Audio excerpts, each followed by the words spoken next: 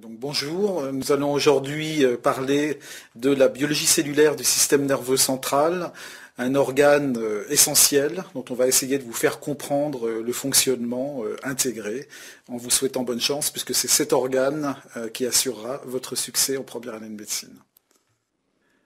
Il est d'abord important que vous ayez en tête, c'est le cas de le dire, des éléments essentiels d'épistémologie sur les connaissances fondamentales qui peuvent vous être données dans ces cours de biologie.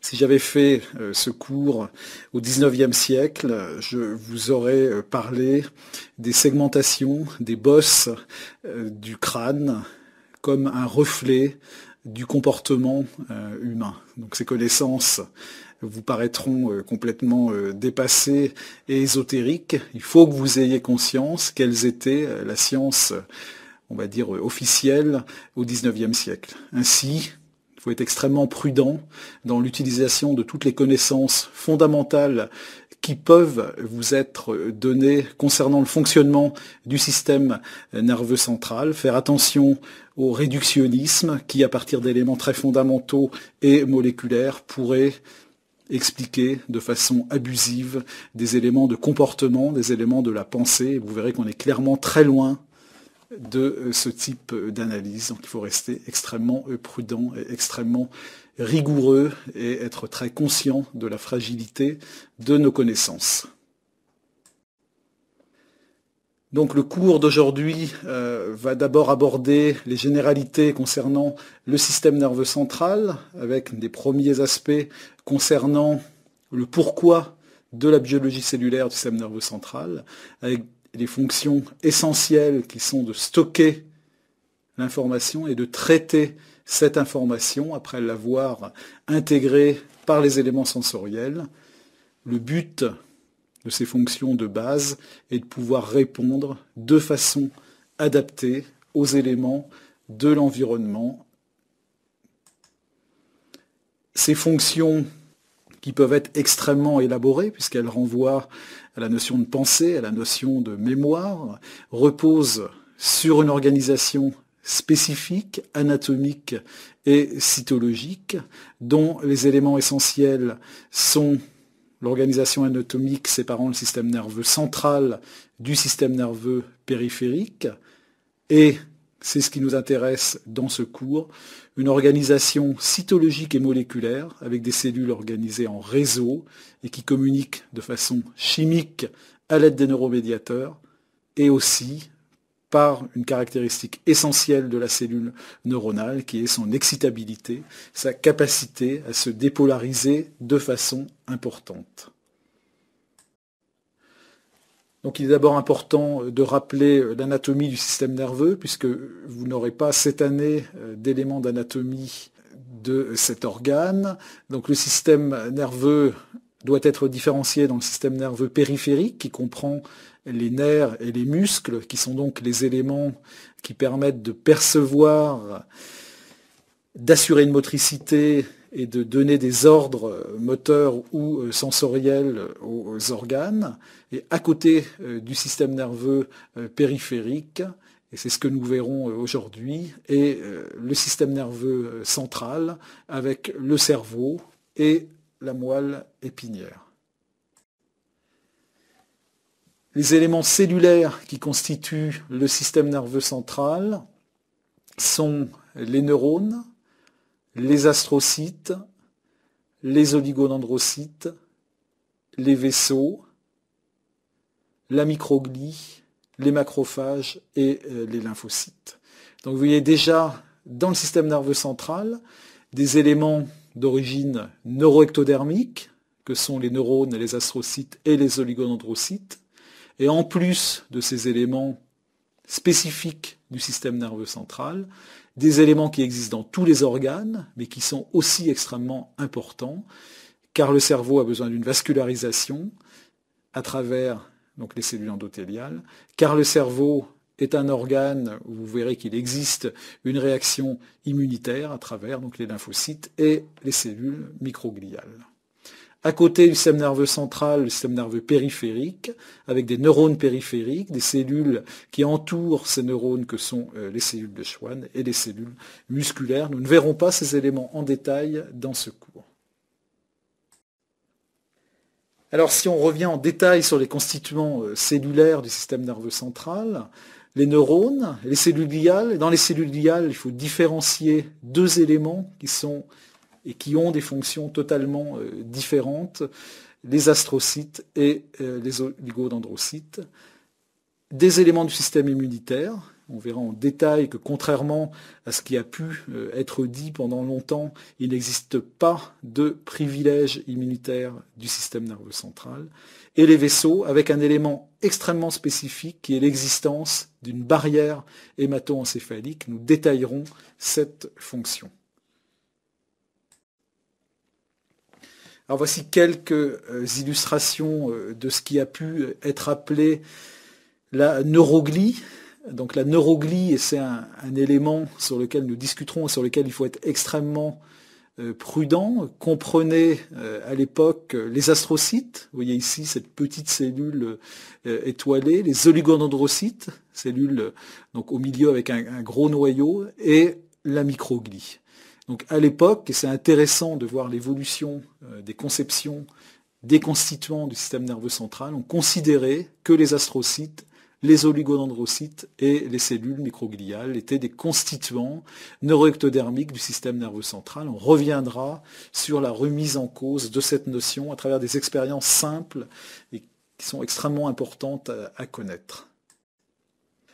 Alors, une représentation d'ensemble qui vous montre l'interaction de ces différents éléments. Vous voyez un astrocyte, vous voyez un grand vaisseau, et vous voyez un neurone. Et vous voyez que tous ces éléments, c'est une des caractéristiques qui fait la complexité du système nerveux central. Tous ces éléments interagissent entre eux. Vous voyez les pieds astrocytaires qui vont contre les vaisseaux. Vous voyez que le neurone, il est éloigné des vaisseaux et qu'il se contacte avec les astrocytes.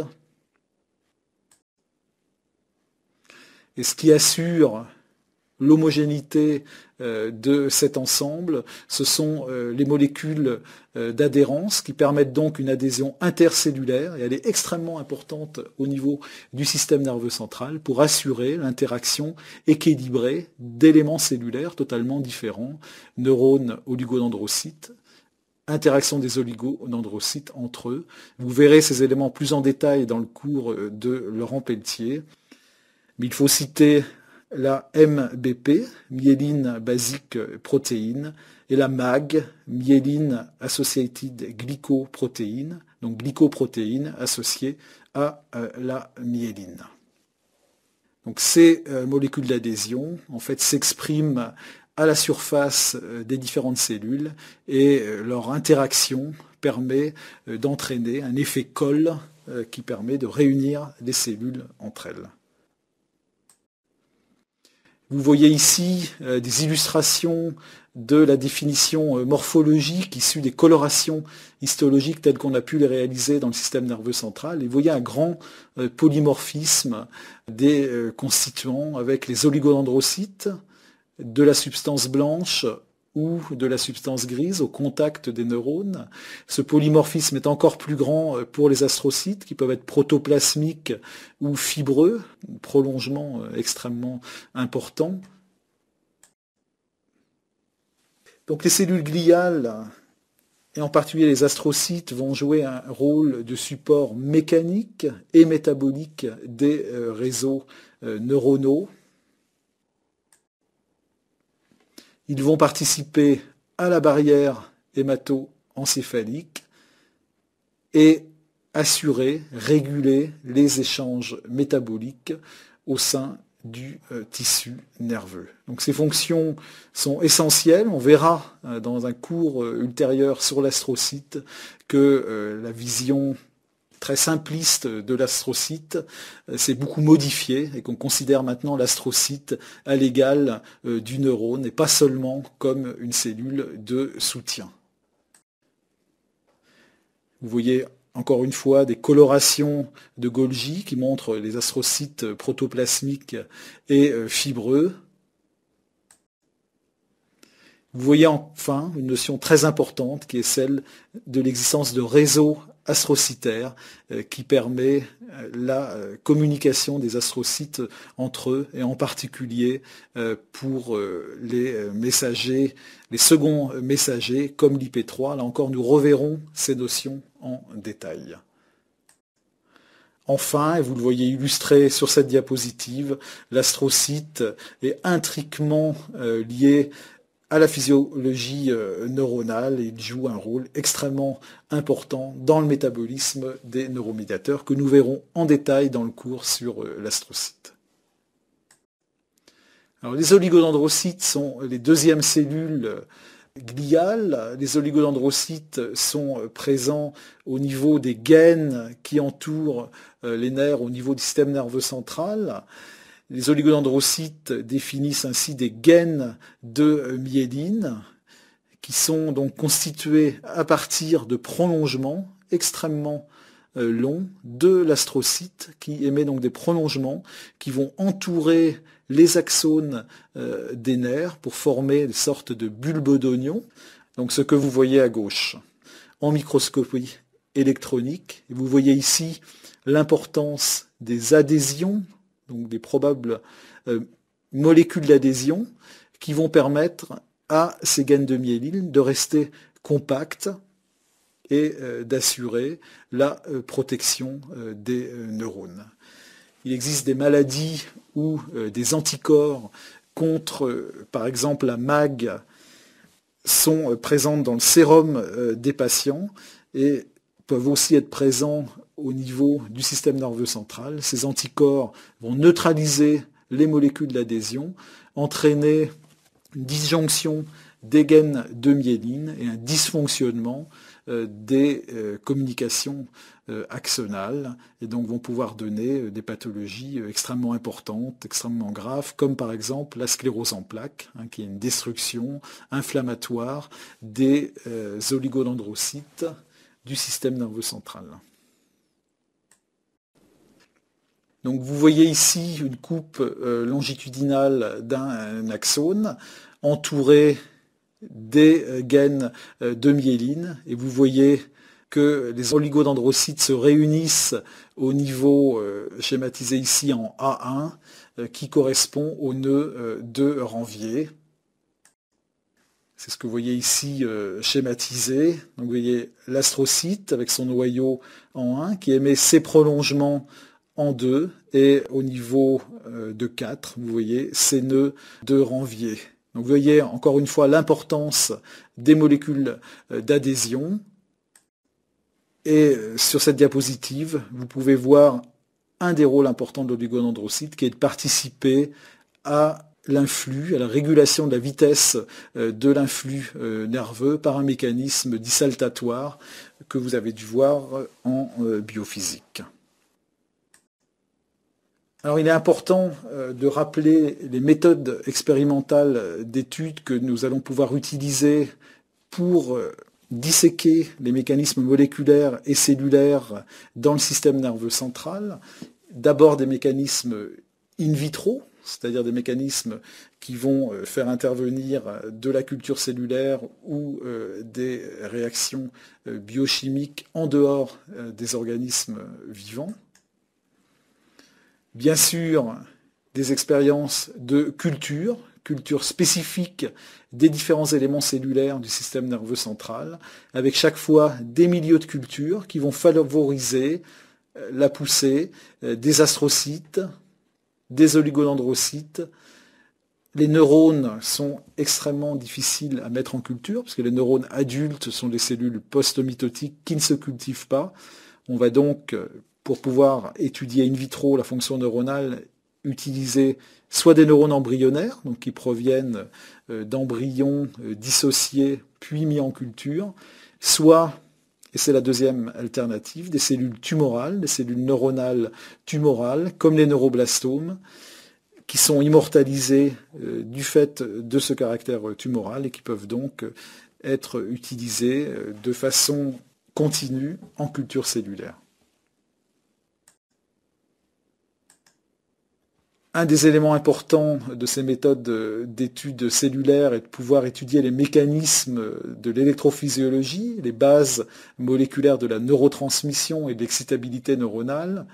Les modèles, on va dire, les plus primitifs ont concerné, dans les années 40-50, l'utilisation de l'axone géant de Kalmar, du fait de son diamètre extrêmement important, entre 1,5 et 1 mm de diamètre, plusieurs centimètres de long. Il est donc facile d'enregistrer les potentiels de membrane, les potentiels d'action à l'aide de micro-électrodes de verre,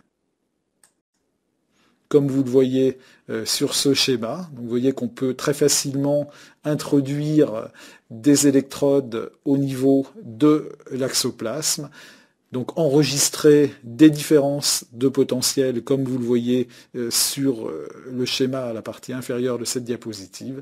Et on peut bien sûr injecter facilement dans l'axoplasme différents éléments pour étudier leur influence sur la dépolarisation. Plus moderne, des méthodes d'études sur des cellules eucaryotes ou procaryotes, donc à un niveau de définition beaucoup plus inférieur. Et ceci concerne donc la technique du patch clamp qui permet de prendre des fragments de membrane et à l'échelon cellulaire en utilisant des micro-électrodes d'injecter des éléments ioniques permettant de modifier les potentiels d'action, permettant aussi de prélever dans la cellule.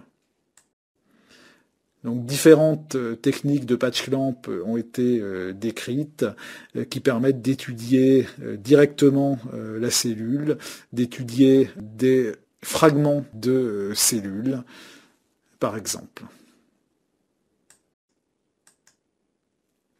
Pour étudier le système nerveux central, il est nécessaire de pouvoir aborder un élément de complexité supérieur. Il peut être nécessaire de pouvoir modifier l'expression de gènes dont on veut pouvoir étudier l'implication dans la fonction neuronale. On va donc pouvoir faire du transfert de gènes qui va nous permettre de disposer de cellules génétiquement modifiées en utilisant des vecteurs viraux ou non viraux. Et c'est absolument essentiel dans l'étude du système nerveux central.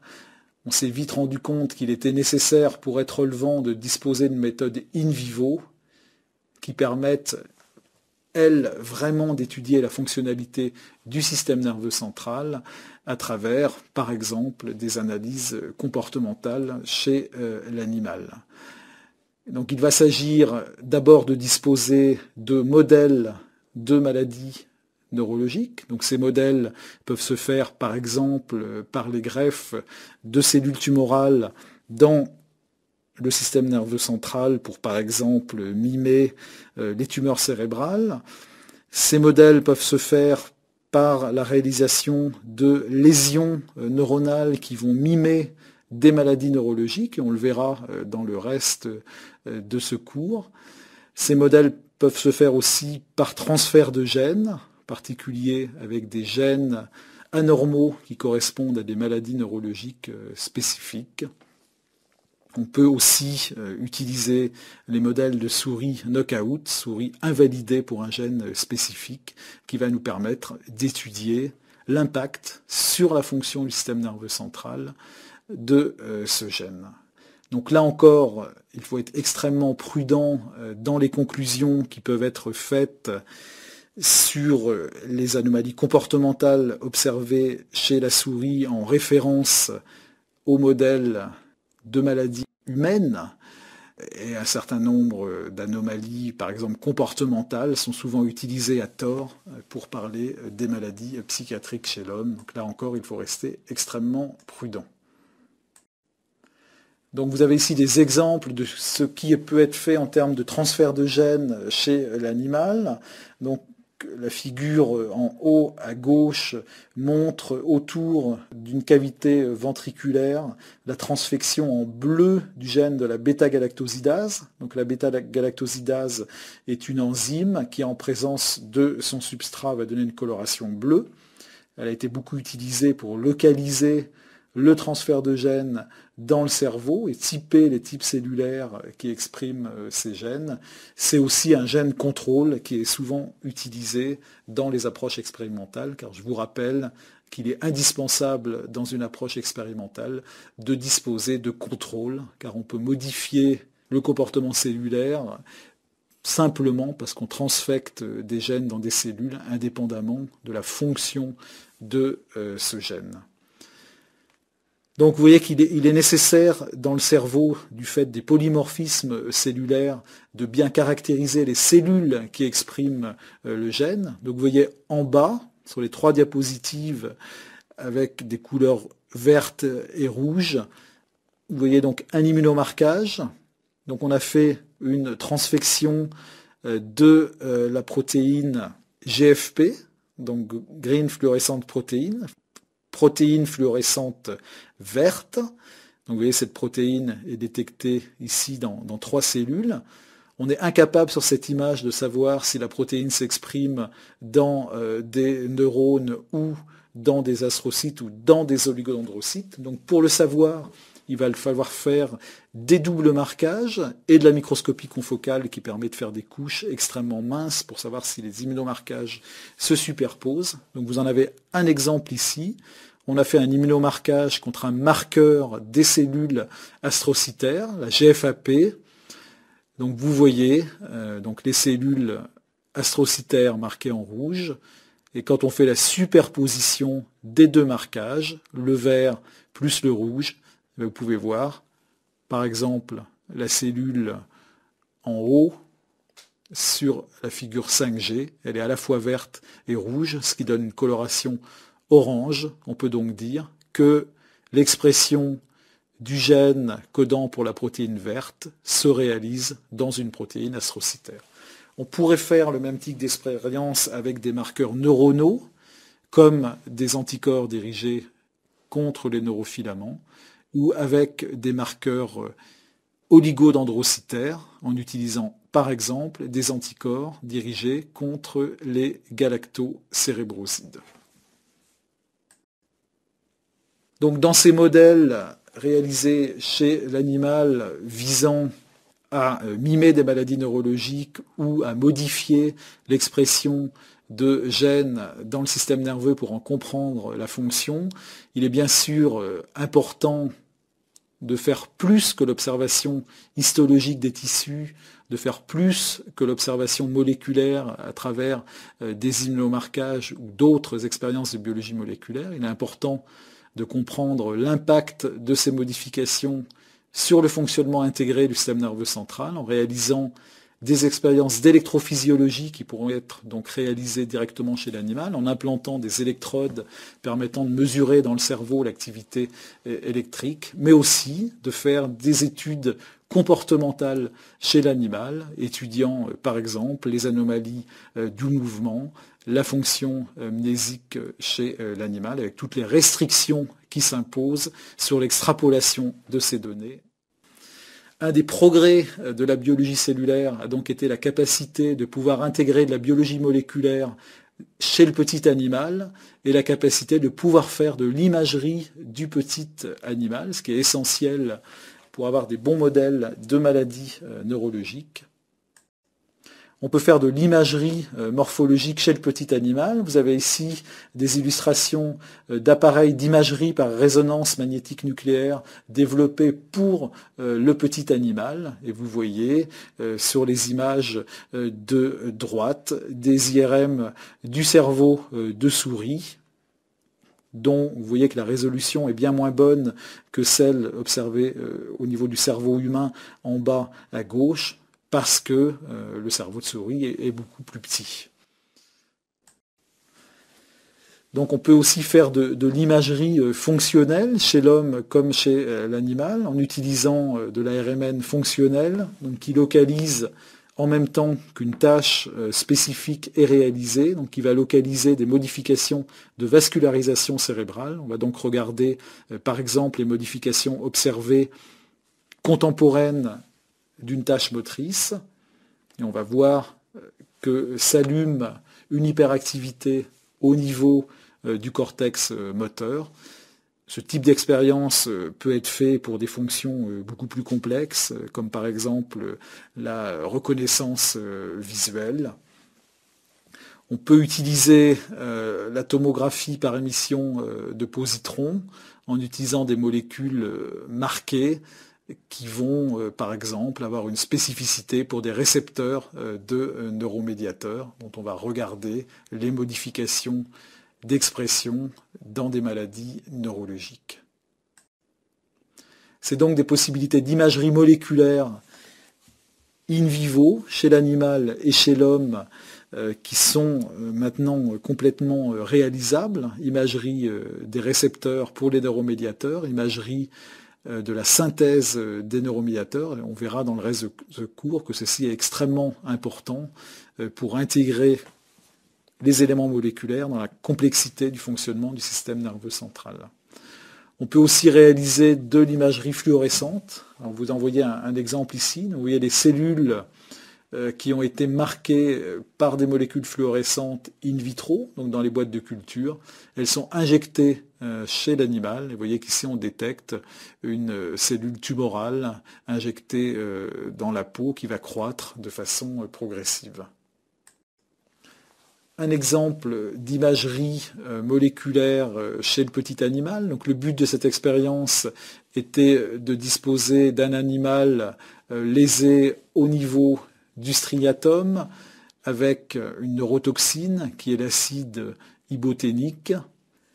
Donc la lésion neuronale induite par l'acide iboténique va être quantifiée in vivo à l'aide d'un ligand qui est l'épidépride, donc marqué à l'iode 123. Donc vous voyez au niveau du striatum contrôle la fixation très importante de ce ligand, et vous voyez au niveau du striatum lésé la diminution du marquage qui caractérise les lésions neuronales induites par l'acide iboténique.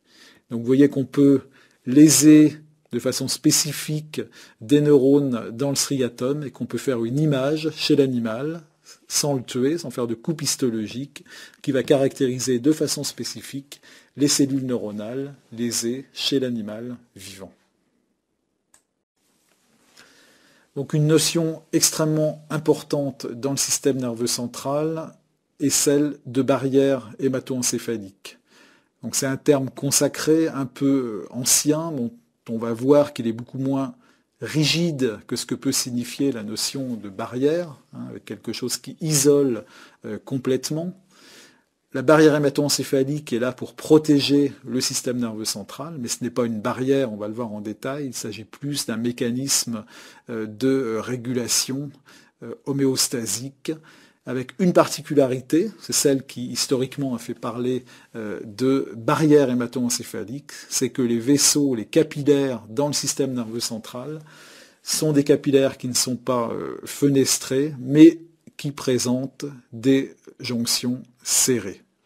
Si on injecte un colorant, comme par exemple le bleu Evans par voie intraveineuse, il va marquer un nombre important d'organes, mais il ne marquera pas le système nerveux central parce que ces jonctions serrées l'empêchent de passer les capillaires sanguins.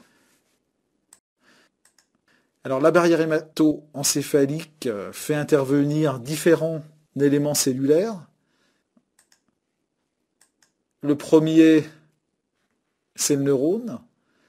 Et le neurone, effectivement, doit être protégé et il doit, en particulier au plan énergétique, garder un niveau identique, quelles que soient les conditions d'utilisation de ce neurone. Donc on doit avoir un phénomène homéostasique essentiel. Ceci est caractéristique du système nerveux central. D'un point de vue physiologique, il est impensable qu'il y ait des baisses d'efficacité fonctionnelle de ces cellules, ce qui est très différent d'autres cellules du système nerveux. Si vous faites un effort, par exemple, vous allez avoir une crampe musculaire. C'est impensable dans le système nerveux central où les mécanismes sont là pour éviter ces déficiences transitoires.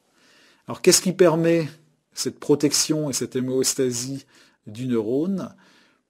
c'est le fait que la cellule neuronale est isolée de la cellule endothéliale, c'est le fait que la cellule endothéliale présente des jonctions serrées qui empêchent la pénétration dans le système nerveux central d'un nombre important de molécules.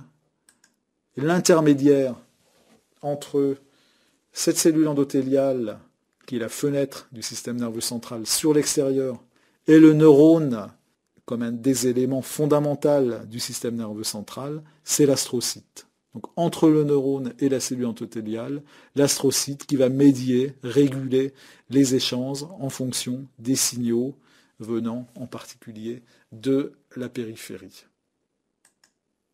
Donc le passage de l'extérieur vers le neurone sera étroitement régulé par la cellule astrocytaire.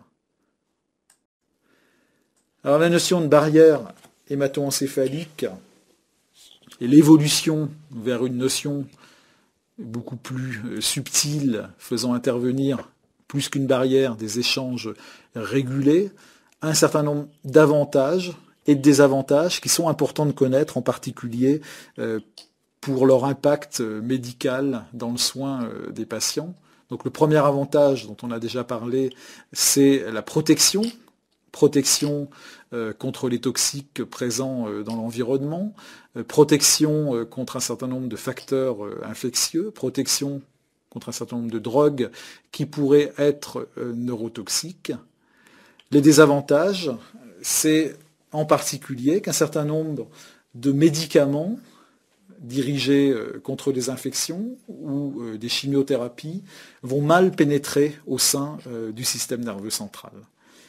Donc et dans le cours de biologie cellulaire, c'est extrêmement important pour nous d'insister sur ces éléments. Donc cette notion très fondamentale, elle a des implications médicales de base.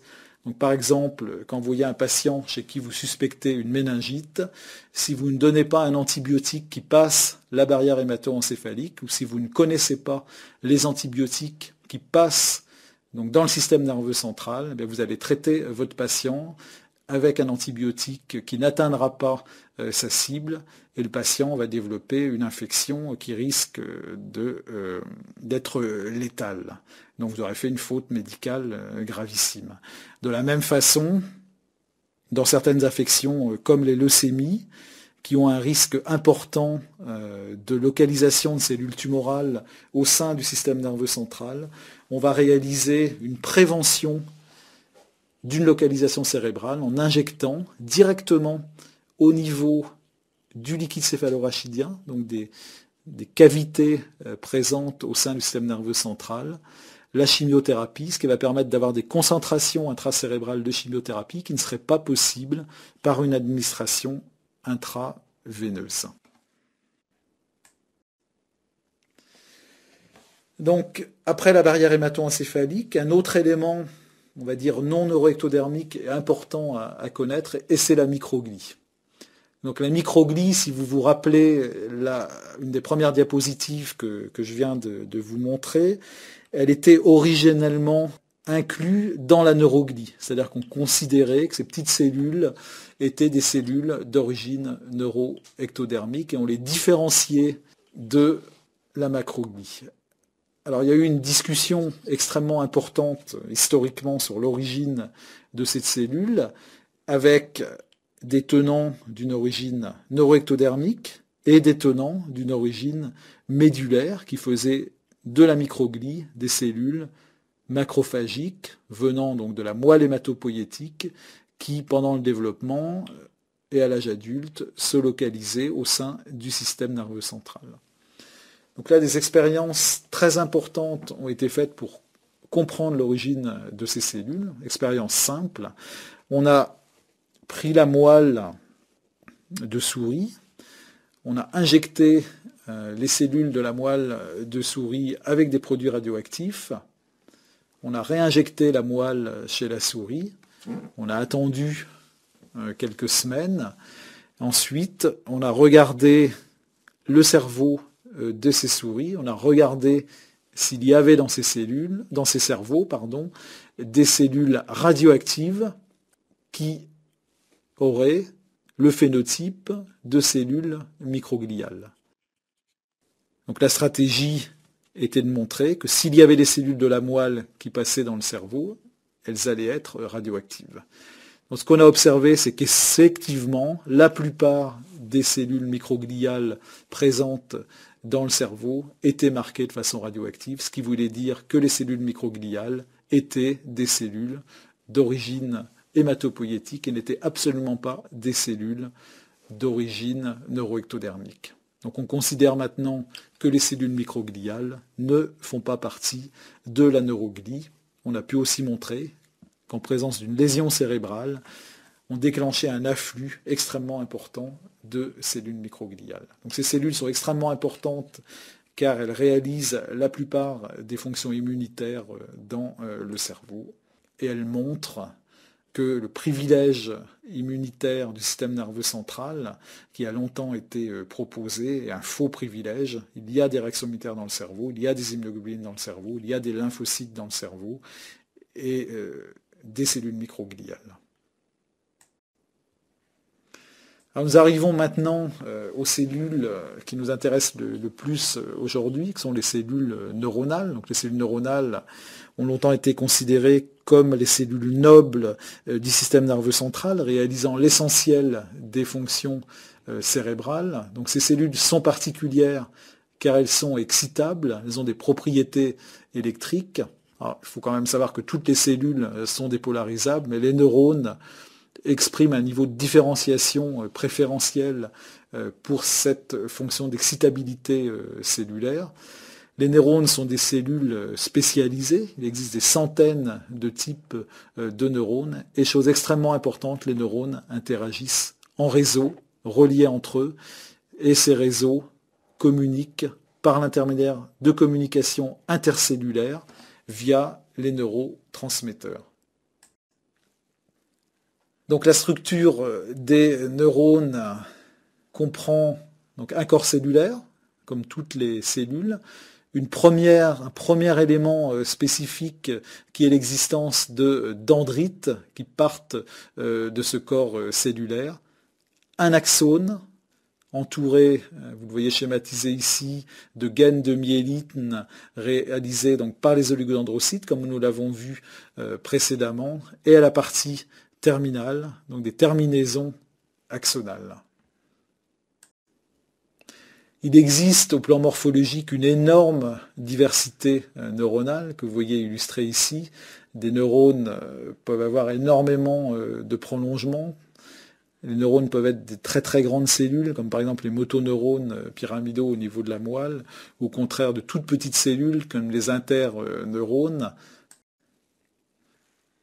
On a essayé à une époque de faire une classification morphologique des neurones, avec des neurones unipolaires, bipolaires, pseudo-unipolaires ou multipolaires. En fait, un élément important est de les classer de façon différente que la morphologie, par leur implication fonctionnelle. Il y a des neurones moteurs, qui jouent un rôle dans les fonctions motrices, des neurones sensoriels qui sont impliqués dans l'intégration sensorielle, et des interneurones qui ne sont ni moteurs ni sensoriels, mais qui viennent réguler la fonction des neurones en faisant des connexions entre des neurones qui ont des fonctions spécifiques. Donc vous voyez ici des cellules neuronales en vert marquées par des antineurofilaments, avec autour des astrocytes marqués en rouge avec un anticorps anti-GFAP. Et à la partie inférieure de cette diapositive, vous voyez des colorations argentiques de cellules neuronales. Alors ce qui est important dans le neurone, c'est l'existence de réseaux qui vont associer une communication électrique à une communication chimique. Donc on passe du dendrite de façon centrifuge à l'axone et aux terminaisons axonales. Donc l'influx nerveux va donc être conduit du dendrite à l'axone, aux terminaisons axonales. Au niveau de la synapse, la communication électrique va se traduire dans une communication chimique faisant intervenir les neuromédiateurs. Et comme précédemment, on passera du dendrite à l'axone. Vous voyez donc qu'on intègre dans un réseau qui est ici très simplifié, la communication électrique et la communication chimique.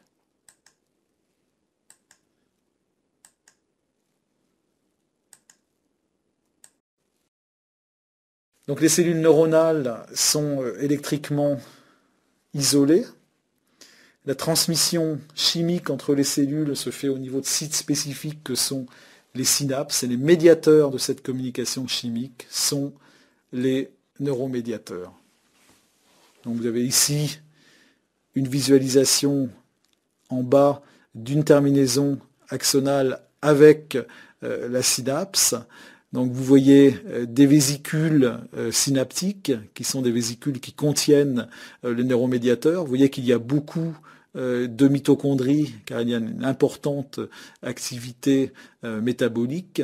Vous voyez le Golgi qui va donner lieu aux vésicules neuromédiateurs. Donc la synthèse des neuromédiateurs est réalisée, on le verra plus tard, au niveau du soma. Et en fait, les vésicules de neuromédiateurs vont devoir être transportées jusqu'à la partie déterminaison axonale.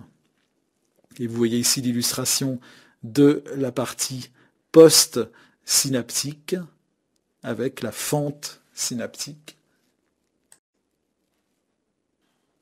Donc les éléments, si on en fait la synthèse, importants sont donc la partie présynaptique, la partie post-synaptique, l'existence de vésicules qui contiennent les médiateurs chimiques de la synapse, que sont les neuromédiateurs, qui vont être libérés au niveau de la fente synaptique et qui vont se lier sur un récepteur post-synaptique. Vous avez ici une image en microscopie électronique d'une synapse. Vous reconnaissez les mitochondries, les vésicules synaptiques. Vous avez ici des condensations au niveau de la synapse, puis la partie post-synaptique. Donc la synapse, c'est une cellule présynaptique qui concerne la terminaison axonale. C'est une cellule post-synaptique.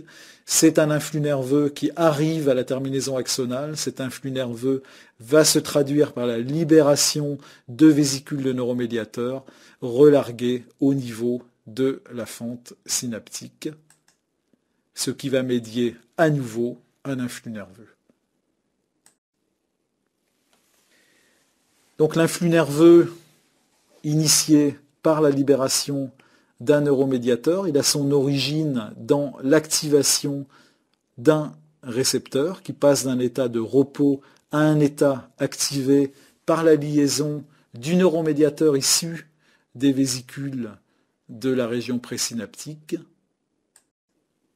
Quels sont les mécanismes qui permettent de transformer un signal électrique en un signal chimique, puis un signal chimique en un signal électrique, un élément déclenchant au niveau présynaptique de la libération des neuromédiateurs et l'entrée de calcium déclenchée par l'influx nerveux. Donc ceci va permettre la libération des vésicules de neuromédiateurs. La deuxième question est de savoir comment un médiateur chimique qui se lie sur un récepteur va pouvoir déclencher ou participer à la génération d'un influx nerveux.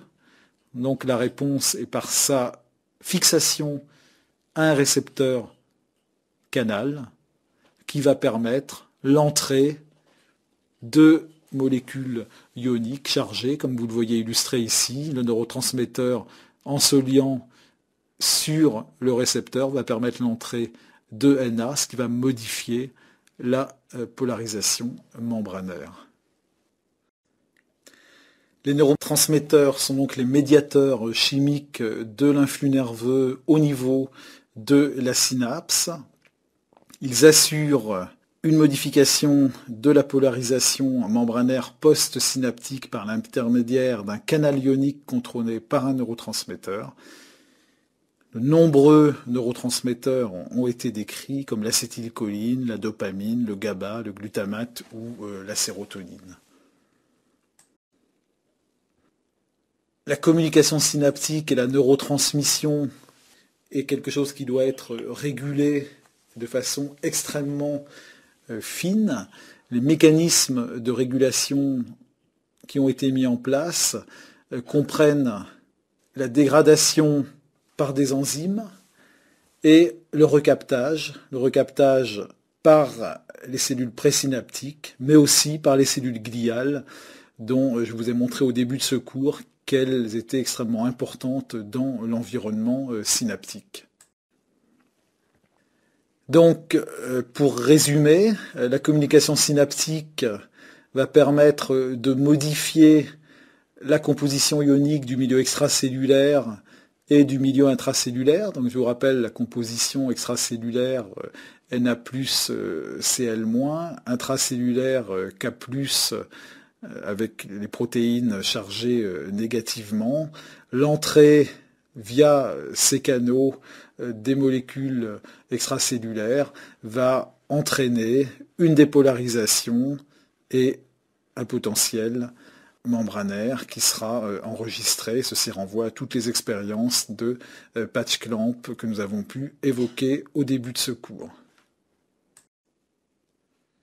Plus en détail, vous avez dans la partie supérieure de ce cours un exemple de PPSE, c'est-à-dire de potentiel post-synaptique excitateur, où ce qui va être induit par la communication neurochimique, c'est une dépolarisation. Dépolarisation parce que le récepteur pour le neuromédiateur va permettre l'entrée d'ions Na+, qui vont donc entraîner une dépolarisation membranaire, qui est enregistrée à droite. Au contraire, un bon exemple est le récepteur pour le GABA que nous verrons secondairement.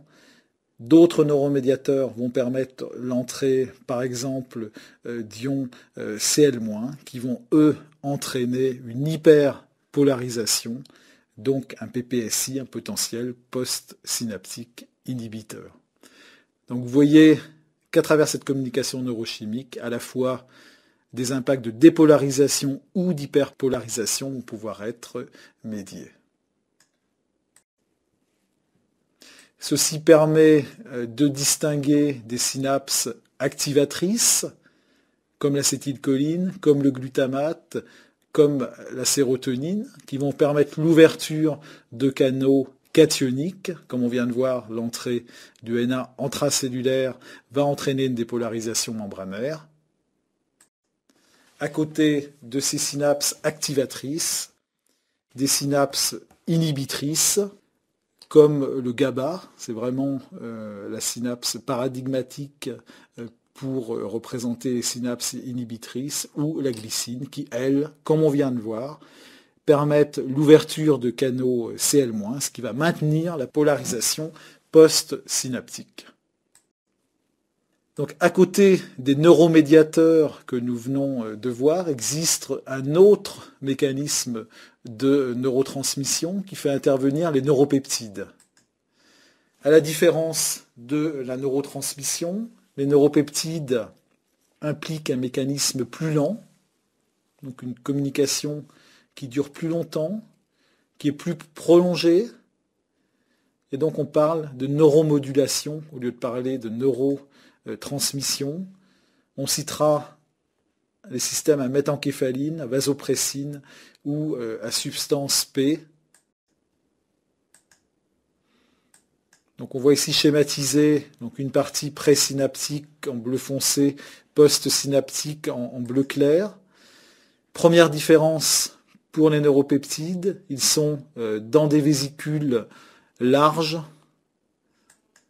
Ils vont se fixer sur des récepteurs qui ne sont pas des récepteurs canaux, mais qui sont des récepteurs liés aux G-protéines. Vous en verrez probablement des exemples dans le cours de M. Bottary. Autre différence, les molécules peptidiques ne subissent pas de recapture et elles existent sous forme de précurseurs qui sont présents dans les grosses vésicules. Ces précurseurs ont besoin d'être coupés par des enzymes, les endopeptidases, qui vont permettre de libérer le peptide actif. Donc d'un point de vue fonctionnel, les neuropeptides interviennent dans des mécanismes neuronaux où la rapidité n'est pas le premier objectif. Par exemple, dans la régulation de la douleur, où il est important d'avoir un effet qui dure plus longtemps que, par exemple, dans la régulation de mécanismes moteurs.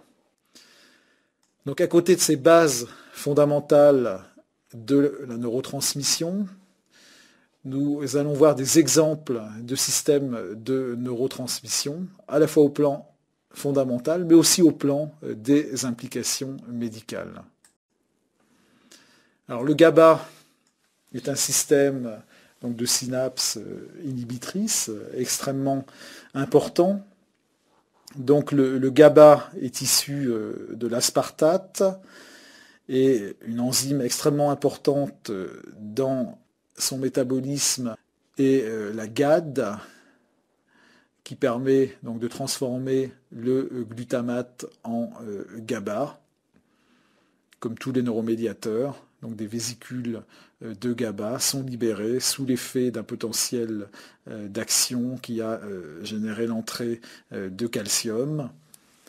Nous avons vu que le mécanisme de neurotransmission était extrêmement régulé. La régulation va se faire d'abord par une recapture qui va permettre d'utiliser le GABA et de le recycler dans les vésicules de neuromédiateurs, mais aussi par une recapture dans les astrocytes que nous verrons en détail dans le cours sur les astrocytes, et enfin par un troisième mécanisme qui est la dégradation. Donc vous voyez trois mécanismes qui sont assez généraux de régulation des neuromédiateurs donc au niveau synaptique, la recapture présynaptique, la recapture astrocytaire et la dégradation par des enzymes que nous ne verrons pas en détail ici. Ce qui est important que vous connaissiez, c'est les mécanismes fondamentaux qui régulent la neurotransmission. Alors le GABA, c'est un récepteur. Donc le GABA au repos, vous le voyez à gauche. À droite, quand le GABA se fixe sur son récepteur, il induit l'entrée de Cl-, donc ce qui va permettre de maintenir la polarisation membranaire. Comprendre la fonction d'un récepteur, c'est comprendre ce qui va pouvoir venir se fixer sur ce récepteur. Donc beaucoup d'études ont été faites pour les récepteurs, pour les neuromédiateurs grâce à la cristallographie. Donc la cristallographie, ce sont des techniques qui permettent de prendre les récepteurs et d'en déterminer la structure tridimensionnelle.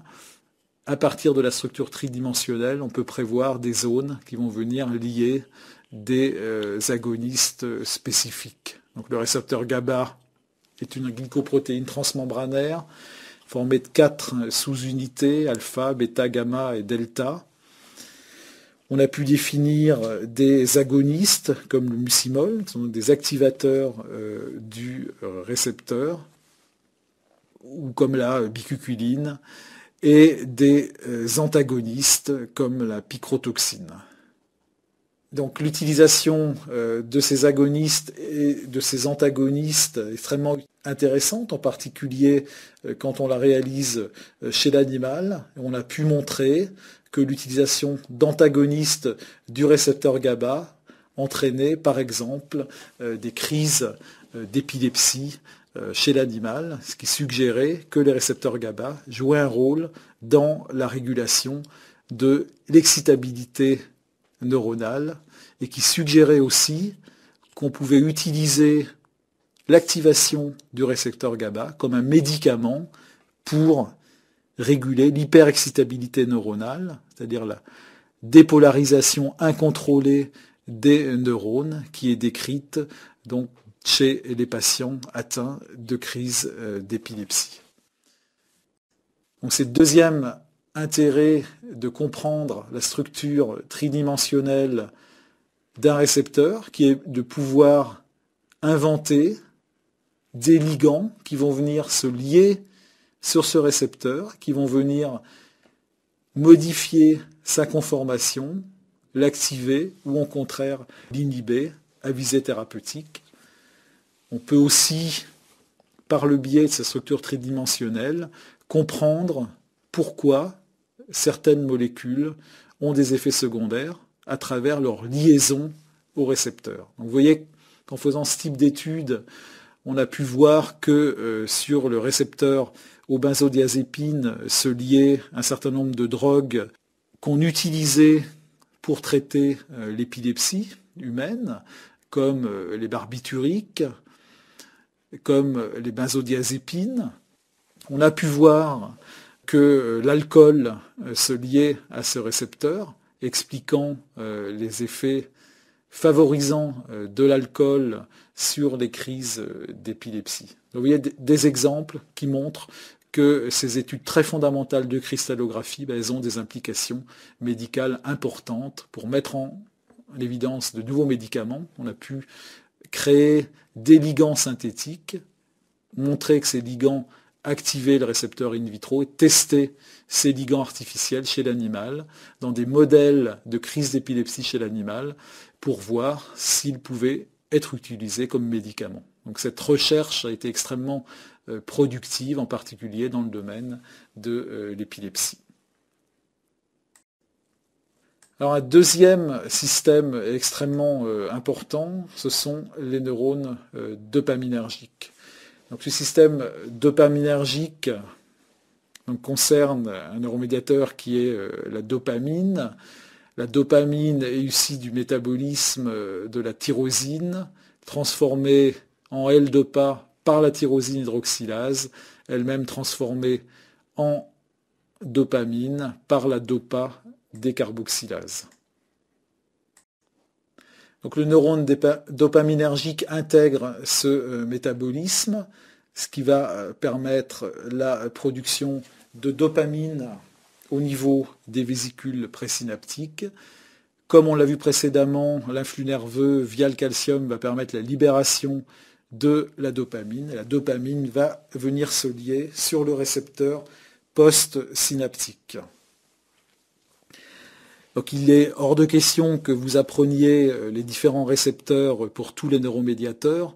C'est volontairement que j'ai schématisé dans ce cours et n'apprenez pas toute la complexité que vous pourrez trouver dans les livres ou dans les articles de la littérature. Donc cette communication qui correspond au schéma qu'on a vu précédemment, elle est extrêmement régulée par les mécanismes qu'on a pu voir avec le GABA, donc régulée par un recaptage présynaptique, régulée par une destruction à l'aide d'enzymes qui viennent donc détruire la dopamine, comme la COMT, catéchol-O-méthyltransférase. Et vous pouvez voir un mécanisme original qu'on n'a pas vu précédemment.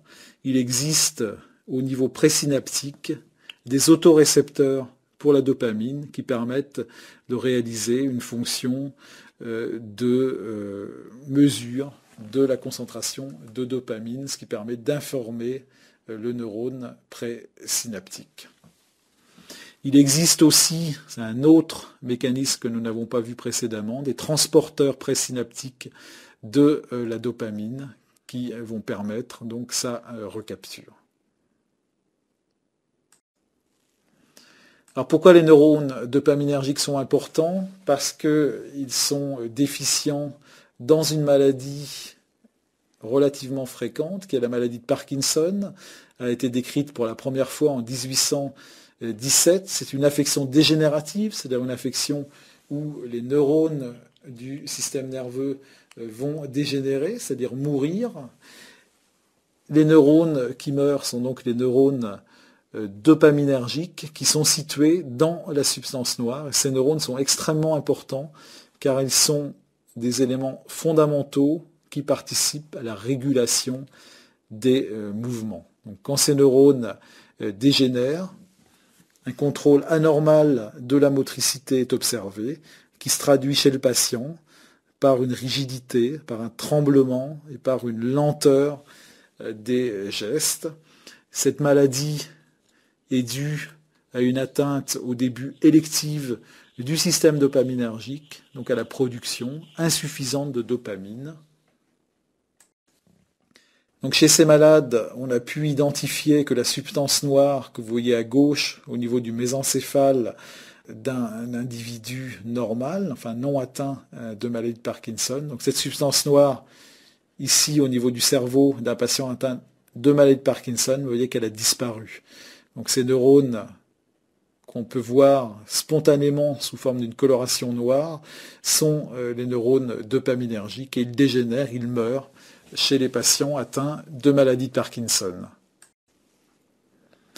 Vous le voyez ici sur cette figure, vous voyez la perte neuronale en neurones dopaminergiques, cette fois une vision non pas macroscopique mais microscopique. Donc ceci a permis de mettre en évidence dans les années 60 qu'il existait dans cette maladie un déficit en dopamine et, ce qui est extrêmement important, de pouvoir, à travers la description de ce déficit en dopamine, pouvoir le corriger en apportant, non pas la dopamine qui ne passe pas la barrière hémato-encéphalique, vous voyez une autre illustration de l'importance de la barrière hémato-encéphalique, mais la L-Dopa qui sera secondairement métabolisée en dopamine.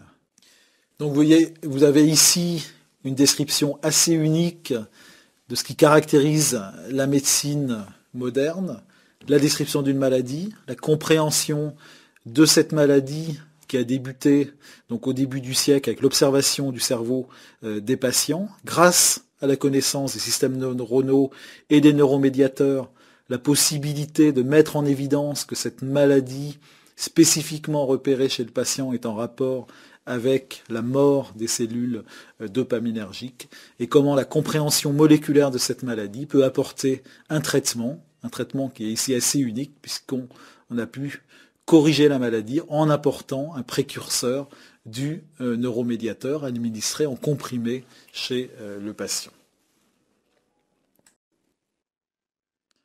Alors d'autres maladies dégénératives ont été décrites dans le cerveau, qui sont extrêmement importantes dans nos sociétés occidentales où nous vivons de plus en plus longtemps.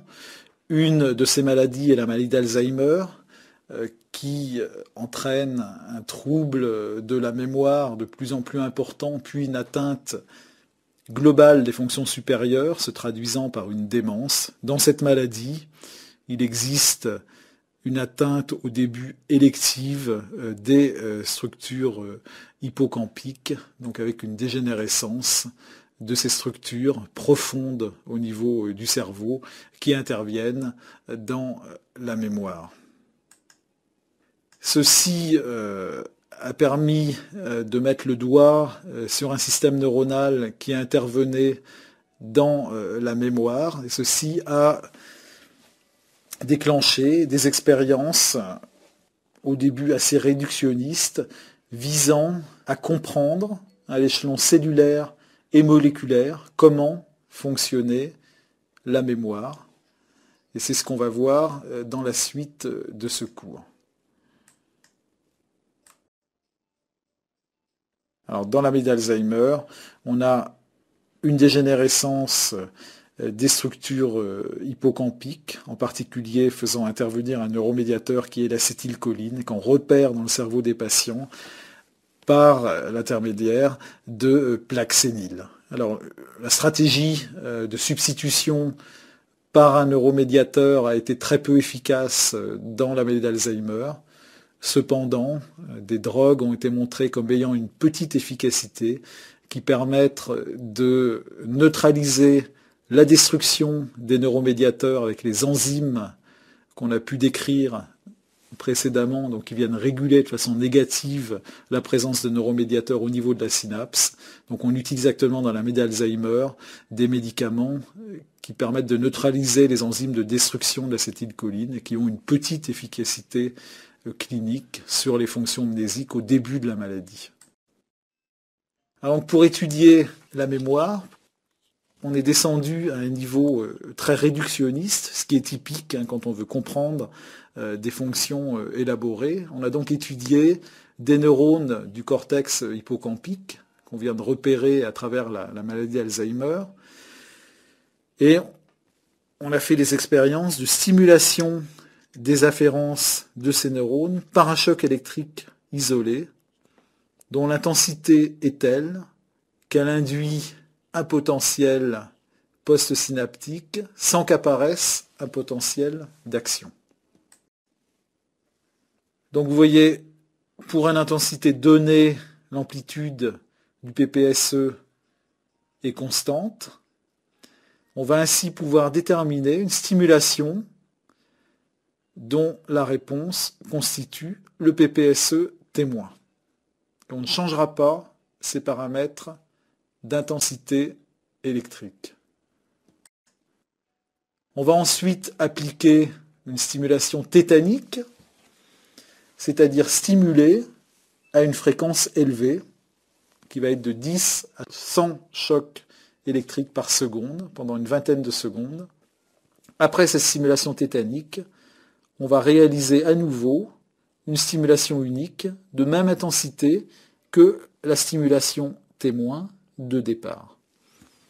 Donc pour résumer, une stimulation unique qui ne déclenche pas de potentiel d'action, une stimulation tétanique, et ensuite on refait cette stimulation unique à la même intensité, et on observe ce qui se passe au plan électrophysiologique.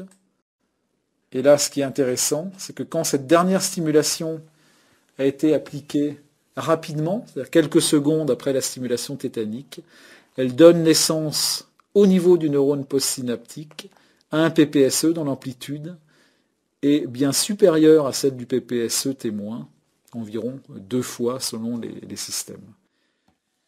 On a donc montré qu'une stimulation tétanique favorisait la communication synaptique pour une stimulation donnée. On va donc parler de potentialisation post-synaptique. Donc vous voyez que cette expérience très très simple, avec un neurone, avec une stimulation électrique, très très réductionniste, elle est utilisée pour comprendre quelque chose qui va ressembler au phénomène mnésique, parce que par la mémoire, et si ça peut vous réveiller à la fin de ce cours, par l'apprentissage répété, c'est ce que vous faites en permanence. Quand on répète l'apprentissage d'une donnée, de quelque chose qu'il faut emmagasiner, on se rend compte qu'on a une trace mnésique qui est supérieure. Donc ce qu'on a voulu mimer dans cette expérience, à travers la stimulation répétée, à travers la stimulation tétanique, c'est un mécanisme de mémoire. Et effectivement, il y a mémoire puisque la communication neuronale a été favorisée. Vous voyez, on récapitule, parce que cette expérience est un peu compliquée, et qu'on est à la fin du cours, et que vous êtes peut-être en train de vous endormir solitaire devant votre ordinateur. Vous avez une stimulation unique, donnée, avec une intensité fixée, qui ne provoque pas de potentiel d'action. Vous allez faire une stimulation tétanique. Vous faites ensuite la même stimulation que celle faite avant la stimulation tétanique. Et vous voyez qu'on a renforcé le potentiel post-synaptique et qu'on peut même parfois observer un potentiel d'action. La potentialisation, elle dure le plus souvent quelques minutes, mais dans certains systèmes, ça peut durer plusieurs mois, ce qui a amené à parler de potentialisation à long terme, et elle illustre en fait le fait qu'un processus nerveux s'effectue plus facilement lorsqu'il a été sollicité un grand nombre de fois. Donc une brève décharge en rafale, si elle est suivie de nouveaux potentiels présynaptiques, va entraîner des potentiels post-synaptiques augmentés. Il y a donc des traces des rafales présynaptiques précédentes. Il y a donc un phénomène de mémoire. Donc pour aller plus loin, la question est de savoir quels sont les mécanismes moléculaires et cellulaires qui participent à cette potentialisation à long terme. Et là a pu être décrit le système NMDA, pour N-méthyl-D-aspartate, qui est en fait un neurotoxique, et on s'est rendu compte que ce neurotoxique intervenait dans les systèmes de communication synaptique de la potentialisation à long terme. Donc les mécanismes moléculaires impliqués font intervenir un neuromédiateur qui est le glutamate, donc une cellule présynaptique, une cellule postsynaptique, et le neuromédiateur. Et le neuromédiateur impliqué dans la potentialisation à long terme, c'est le glutamate, donc un neuromédiateur excitateur. Il existe deux récepteurs postsynaptiques, un récepteur NMDA. Le récepteur NMDA au repos contient un ion Mg2+, et un deuxième récepteur, le récepteur non-NMDA. Donc vous voyez que par rapport à ce qu'on a vu précédemment, on a un peu compliqué le système, puisqu'on a un neuromédiateur présynaptique et on a deux récepteurs qui vont intervenir. Donc là encore, et c'est vrai pour l'ensemble du cours de biologie cellulaire, on a maintenant décrit un nombre invraisemblable de différents récepteurs postsynaptiques. N'apprenez que cette vision schématisée dont le but est simplement de vous faire comprendre la fonctionnalité des mécanismes moléculaires de l'apprentissage. Donc, on a eu un potentiel d'action, on a libéré le glutamate. Le glutamate va venir se fixer sur le récepteur non-NMDA. Ce récepteur non-NMDA est un récepteur canal qui permet l'entrée de Na+, donc il va favoriser la dépolarisation postsynaptique. Le glutamate, il va aussi se fixer sur le récepteur NMDA, mais il ne va pas activer le récepteur NMDA. Si on fait une stimulation tétanique, une stimulation répétitive à haute fréquence, on va se retrouver dans une situation où le glutamate va se fixer sur le récepteur NMDA, où le glutamate va aussi être libéré dans un contexte de dépolarisation membranaire postsynaptique, et c'est ça l'élément spécifique, la liaison du glutamate au récepteur NMDA dans un contexte de dépolarisation postsynaptique va permettre l'activation du récepteur NMDA. Donc ce récepteur est activé, l'ion Mg2+ est libéré et on observe une entrée dans la cellule neuronale d'un ion Ca2+.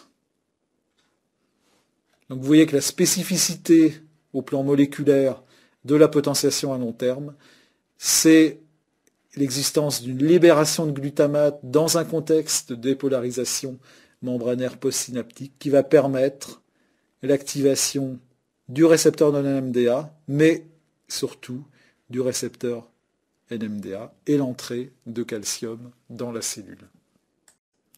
Dans la potentialisation à long terme, il existe deux phases.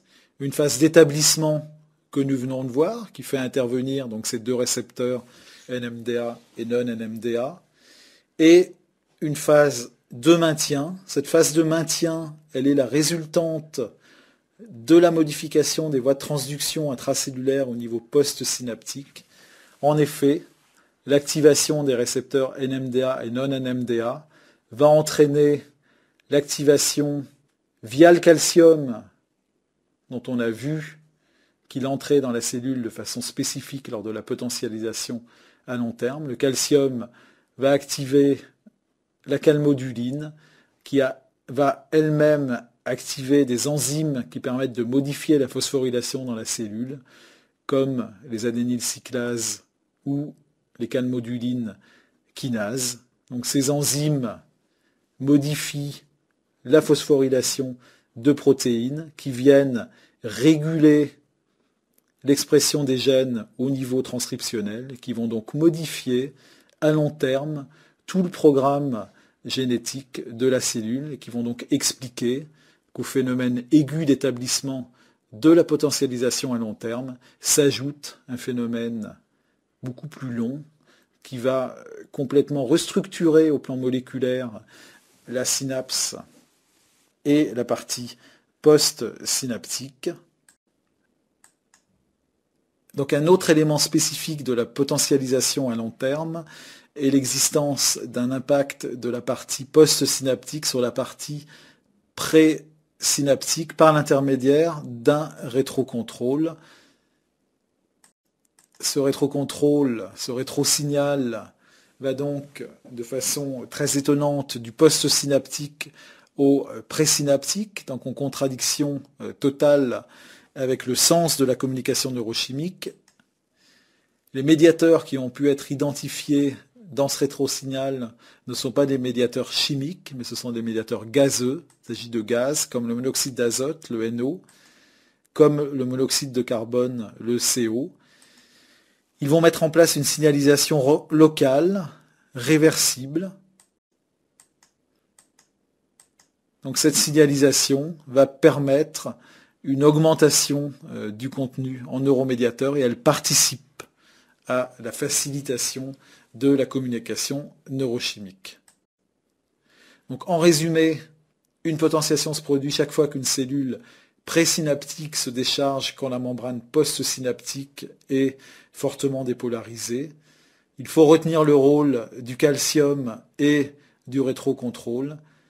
Les canaux NMDA s'ouvrent seulement dans un contexte de liaison au glutamate si la membrane postsynaptique est dépolarisée. Donc à côté de ces mécanismes moléculaires, on constate aussi une modification cellulaire dans le cadre de la potentialisation à long terme, qu'on reverra d'ailleurs dans le cours sur l'astrocyte, car si on observe les synapses, en particulier après avoir initié ce type d'expérience in vivo, on se rend compte qu'il existe aussi des modifications locales au niveau des synapses, au niveau des astrocytes, qui vont permettre de faciliter la communication neurochimique et qui ajoutent aux mécanismes moléculaires que nous venons de décrire. Donc à travers ce que nous avons vu dans l'explication des mécanismes moléculaires et cellulaires de la potentialisation à long terme, une notion de biologie cellulaire très importante avec énormément d'implications est celle de la plasticité synaptique. La plasticité synaptique, c'est la caractéristique fondamentale qui permet aux neurones de modifier leurs connexions pour rendre certains circuits nerveux plus efficaces. C'est-à-dire en fonction du fonctionnement neuronal, favoriser certaines connexions, en éliminer d'autres. C'est donc tout ce qui va traduire la mémoire, l'apprentissage, donc l'impact en quelque sorte du vécu d'un sujet sur ses connexions neuronales. C'est tout ce qui va faire la spécificité du cerveau d'un individu. Donc c'est vraiment une notion très fondamentale, au sens où on a longtemps cru que le système nerveux central était quelque chose de figé, puisqu'il n'y avait pas de renouvellement cellulaire du système nerveux central. Il est clair qu'il existe une capacité de renouvellement des connexions neuronales grâce à ces phénomènes de plasticité synaptique. La potentialisation à long terme est un des mécanismes qui permet de favoriser la mise en place de connexions par le renforcement de connexions synaptiques entre elles, en rapport avec une activité spécifique répétée. Il existe un mécanisme opposé qui va permettre au contraire de diminuer l'efficacité de connexions neuronales entre elles, et donc de ramener les synapses renforcées à leur niveau de base. Une sorte de remise à zéro qui permettrait d'effacer les anciennes traces pour nous permettre d'en constituer de nouvelles. Donc nous allons donc finir ce cours sur ces notions un petit peu plus complexes. Vous avez vu comment l'intrication de constituants cellulaires multiples permettait le fonctionnement d'un organe aussi crucial et en apparence compliqué que le système nerveux central. Nous avons vu les éléments fondamentaux de fonctionnement de la cellule neuronale, avec des mécanismes simples comme la conduction neurochimique. Nous avons commencé à voir comment des fonctions beaucoup plus complexes, pouvant mimer l'apprentissage, pouvaient se mettre en place en faisant intervenir une combinatoire de récepteurs et de neuromédiateurs et de rétrocontrôle. Nous avons vu ces données de façon un peu schématique, peu importe les complexités présentes dans la littérature. Il est important que vous ayez en tête les mécanismes essentiels, les notions essentielles de plasticité, comment des mécanismes moléculaires vont intervenir dans un système cellulaire complexe, que vous voyez aussi en tête la rigueur et la précaution qu'il faut avoir pour extrapoler ces mécanismes moléculaires à des notions encore plus complexes, telles que celles de pensée ou de comportement. Il est clair que la complexité est telle qu'il est actuellement impossible de pouvoir intégrer ces éléments moléculaires et cellulaires dans des données aussi complexes que celles du comportement et de la pensée. Donc à bientôt.